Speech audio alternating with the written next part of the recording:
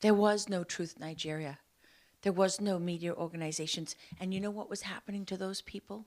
To Lawrence and Masara Kim and all of them? The journalists sitting in the big capital cities, the big cities and in the capital, who were taking the line from the government and didn't have the courage or the integrity or the professionalism or the character or the motivation to go to those frontline villages. They just bought the line from the government that it wasn't really happening, and they bought the line from the US State Department that this is nomadic tribesmen being forced to move from climate change. The Fulani are not really terrorists. Oh, the fact that they're Muslims got nothing to do with it. Because they're nomadic tribesmen, they're looking for other land. They're looking to go somewhere, and that's forcing them to clash with the Christian villages. Nonsense. That's absolute nonsense.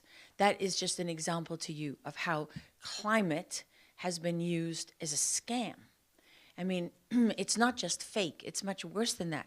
All of these systems that are being implemented that are so profoundly dishonest, they're systems of control.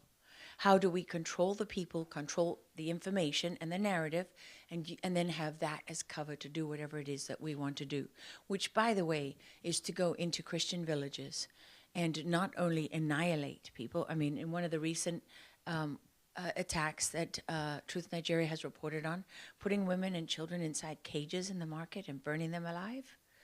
I mean, I was sitting down to dinner in my hometown in Texas one Friday night years ago. My husband was with me. It was when we were trying to get the Sound of Freedom was being blocked because people didn't want child trafficking to be a conversation everyone was having. And we were doing our best to help get that movie put out. And I got a video. I showed it to my husband as we sat down. He couldn't eat. And it was a young 18-year-old, 17, 18-year-old girl from Nigeria who was pulled from one of the villages. And as they were slicing off her head, they were digging her baby out of her tummy. And she was well advanced in pregnancy. That's the reality of what, when you put those numbers up and you go before your colleagues in Congress and you put those numbers forward, that's what it means in human terms. I mean, Lawrence once was calling Doug and myself.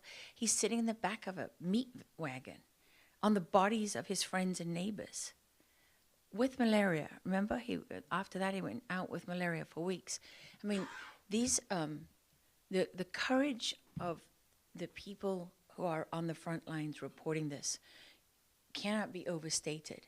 But the challenge that they face is that the media itself denies the reality that they see and report on with their own eyes and ears.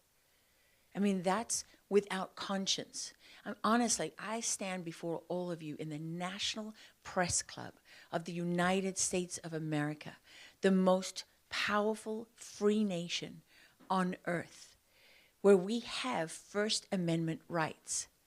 And I cannot say strongly enough to the press corps, do your job. Do your job. Because we are supposed to be the inspiration and also the safety net for journalists everywhere.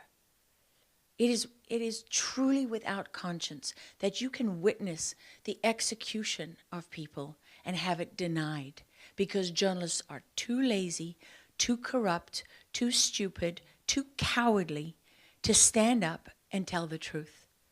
That is without conscience.